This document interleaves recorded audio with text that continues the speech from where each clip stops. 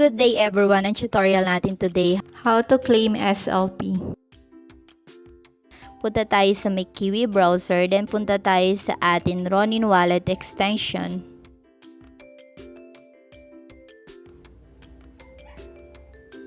And here, ilagin lang natin yung ating Ronin wallet. Pag nakapag-login na tayo, punta naman tayo sa my Axie Infinity. Make sure na tama yung mga website na pinupuntahan natin. Ayan, axieinfinity.com. Ayan, habang loading pa, please subscribe and like. Punta tayo sa may 3 dash. And i-click natin yung marketplace.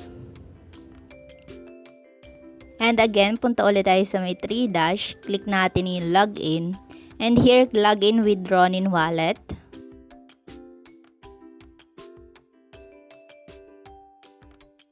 Click natin yung confirm para makapag-login tayo. Ayan, nakapag-login na tayo. Punta tayo sa may 3 dash again. Then here, scroll lang natin pataas. And click natin yung claim tokens. Then click natin yung claim SLP. Then claim SLP now.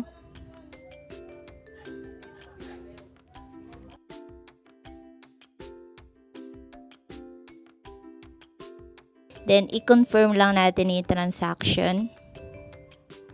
Tapos, hintay lang tayo mga ilang minuto. So, ayan, makikita natin yung contract interaction. So, pending pa.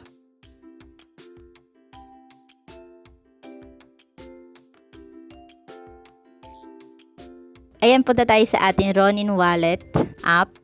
Minsan kasi mas mabilis mag-reflect dito. So, ayan, makikita mo na i-transfer na natin yung ating SLP.